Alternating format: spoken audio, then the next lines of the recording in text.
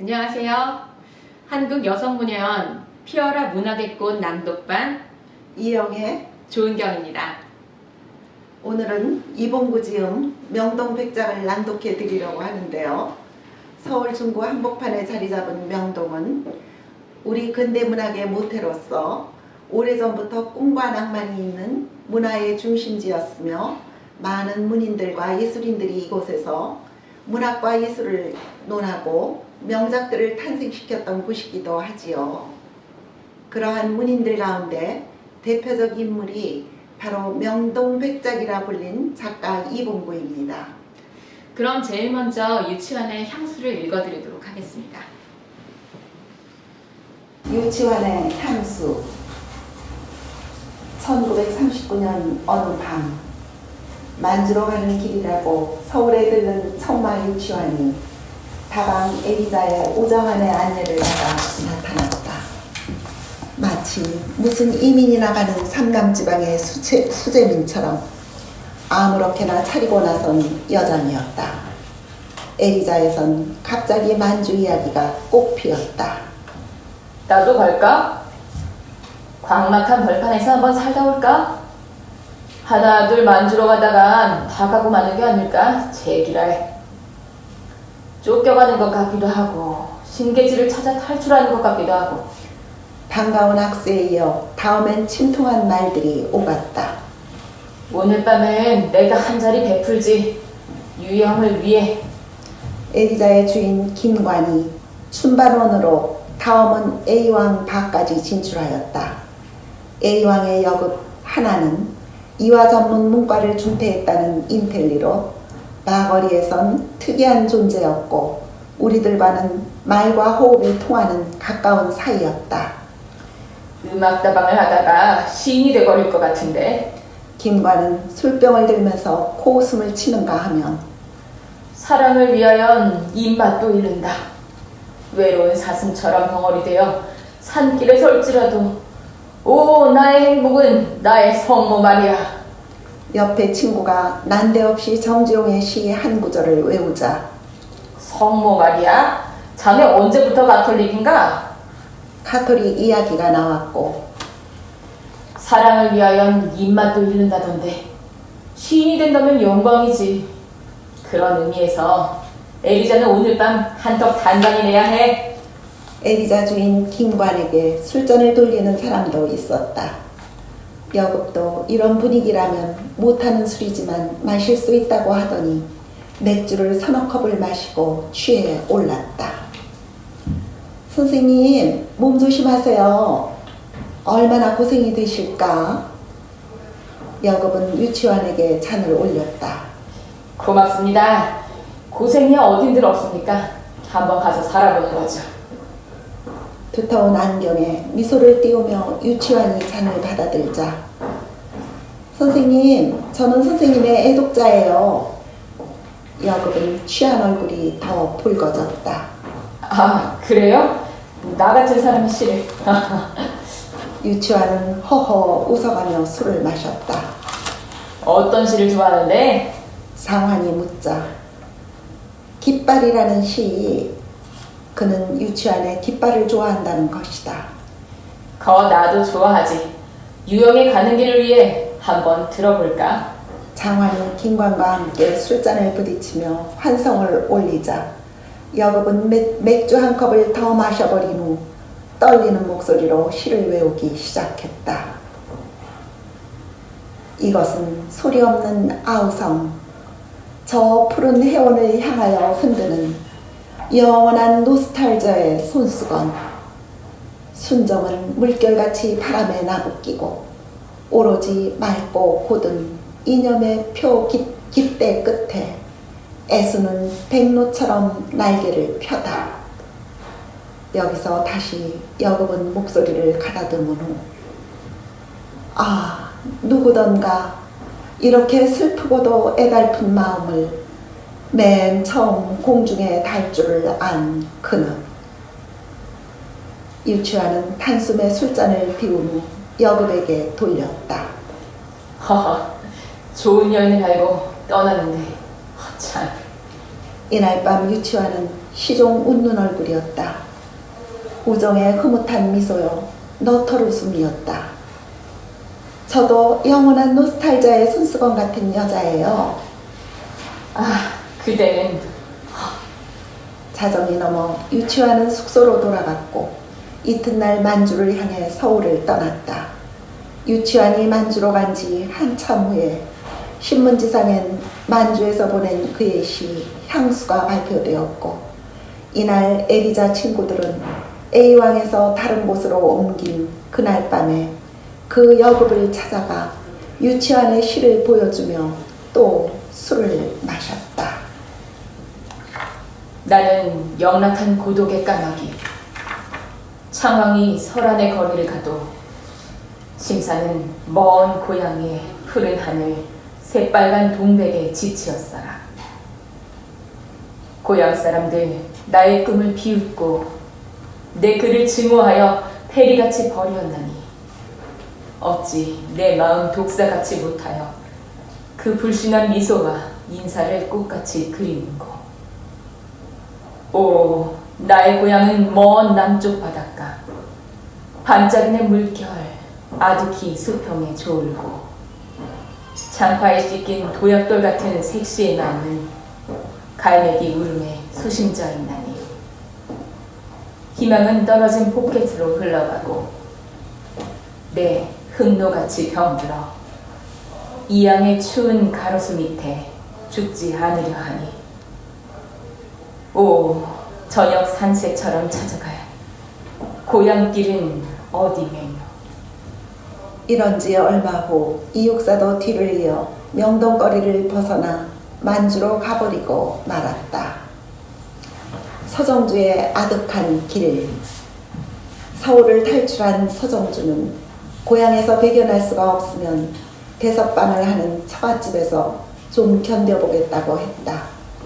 그가 서울을 떠나 해가 바뀌어 봄이 와 꽃이 피고 새가 울어댈 때 한동안 소식이 없던 서정주로부터 뜻밖에도 서글픈 엽서 한 장이 날아들었다.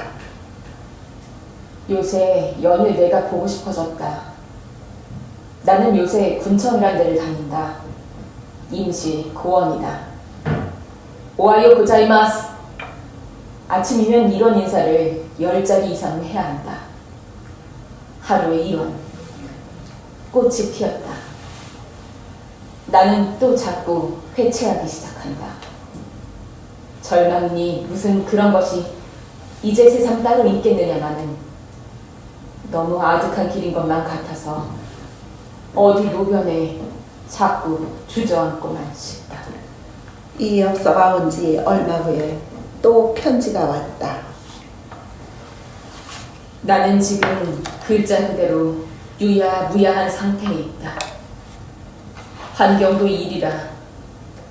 그렇지만 버사, 이 침투하는 정열은 어쩜 까닭이냐. 뼈가게를 깎아먹으면서라도 우리는 다시 일어서야 하지 않겠느냐. 그리고 버사, 나는 어쩌면 쉬 정읍이라는 데로 이사를 갈 것 같고 어쩌면 또 사법대서업이라는 직업으로 밥줄을 이어갈 것 같다. 대섭집 골방에 나는 대단히 적막할 수도 있으리라. 나는 이렇게 무기력한 내가 죽는가 죽지 않는가를 그렇게 실험해보려 한다. 버사, 사람이 산다는 것은 대체 무엇이라냐?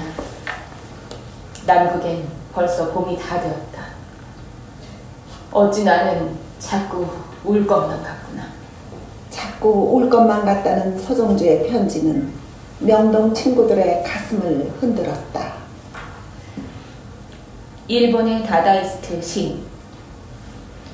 이러한 어느 날, 그러니까 해방되기 4년 전이던가, 일본의 다다이스트 시인 다카하시가 만주 대동석굴을 보러 가는 길이라고 서울에 들려 장원의 안내로 명동에 나타났다. 해진 외투에 낡은 캡을 쓰고 보따리라고는 어깨에 걸친 열차 시간표가 들어있는 종다리끼 하나뿐이었다. 명동의 명물인 과그랑의 정식, 가네보의 양식, 가와초의 장어덮밥, 에도가와의 스키야키, 그리고 백룡, 노아, 황혼, 오아시스, 라정구 등 특색 있는 그릴과 티룸을 구경한 다카시는 밤에는 종로 식도원에서 기생과 신선로에 취해 얼떨떨한 가운데 얼굴이 어린 색시처럼 붉어졌다. 혈혈단신 독신으로 사는 일본의 대표적 다다이스트 시인이 명동 거리에서 호강을 한 셈이었다. 이 비용은 남만 서방이라는 이채로운 서점을 경영하고 있는 장환이 일본에 있을 때 친교가 있던 다카시를 위해 한턱 쓴 것이다. 이래서 명동 친구 몇 사람은 명동 거리를 벗어나 식도원 요리집에서 기생들의 장구 소리를 들어가며 오랜만에 멋진 하룻밤을 보냈다. 이튿날 다카시는 박물관을 구경하고 이어서 창경원으로 갔다. 동물원을 구경하다 곰의 새끼가 있는 곳에서 그는 발을 멈추었다. 어미는 없고 새끼 2마리가 심심하고 따분해서인가 둘이서 씨름을 하고 있었다. 쓰러지고 엎어지고 승부가 없는 노름이었다. 한참 동안 이 광경을 보고 명동으로 돌아온 그는 수첩을 꺼내 뭔가 쓰더니 우리에게 보여주었다. 짤막한 삼행시였다. 공원의 곰의 새끼는 쓸쓸하다.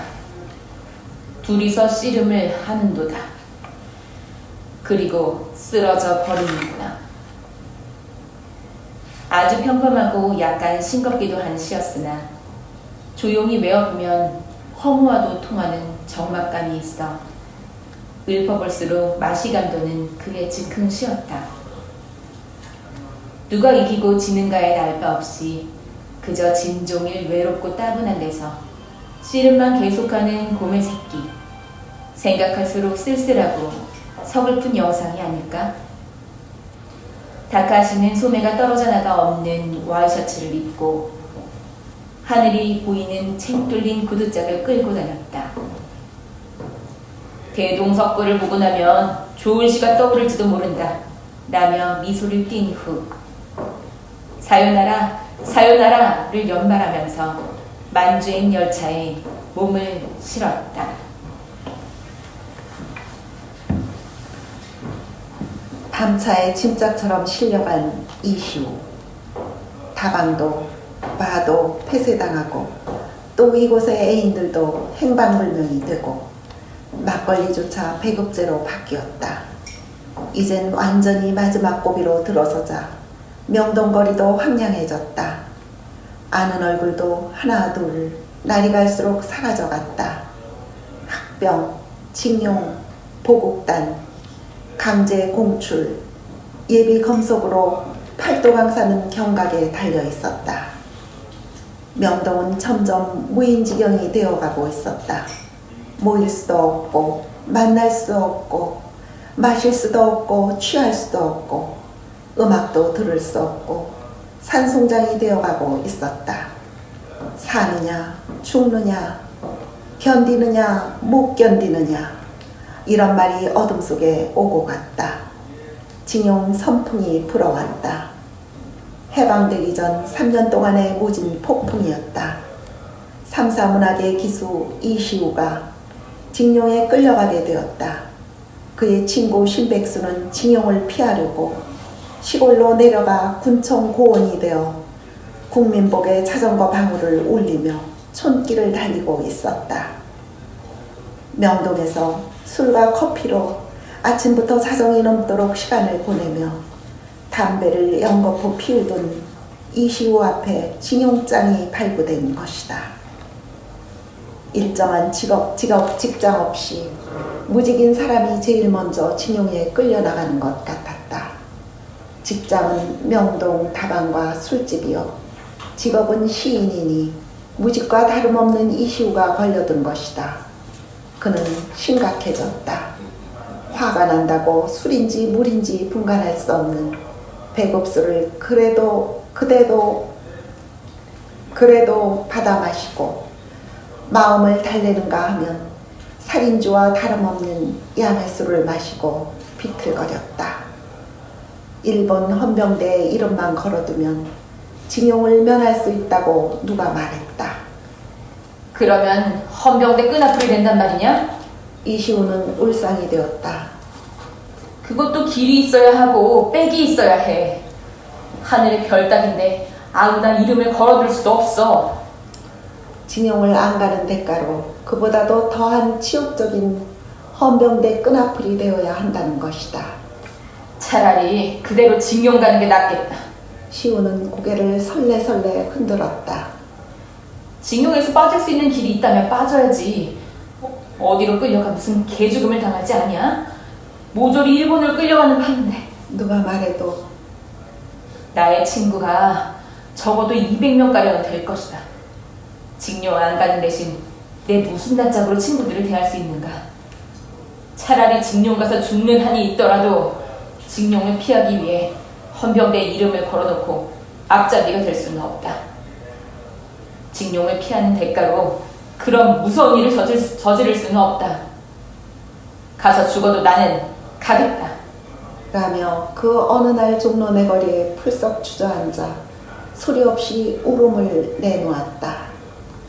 시우는 지난날 잠들었던 그리고 추억에 서려있는 명동거리를 문은 닫혔으나 옛 모습 그대로인 옛 다방과 옛 술집을 둘러보고 밤차를 타고 일본 요코스카로 끌려갔다. 조선놈이 오죽 못났으면 눈을 멀뚱멀뚱 뜨고 징용에 끌려가느냔 말이야. 자살도 못하고 도망도 못 치고 숨지도 못하고. 떠나기 전날도 시우는 흥분이 되어 소리치면서도 하는 수 없이 가고야 말았다. 신백수처럼 군청 고원이나 들어갈걸. 시골로 내려가 군청 임시고원이 된 신백수를 부러워하기도 했다.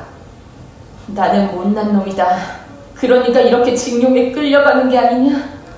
떠나는 날에도 못나서 끌려가는 것이라고 자신을 욕하고 있었다. 그래도 술을 어디서 구했는지 취하도록 마시고 나온 그는 살아서 돌아와도 나는 부끄러워 나다닐 수가 없을 거다. 오죽 못나야 반항도 못하고 끌려가는 말이다. 얼굴을 들 수 없다고 탄식이었다.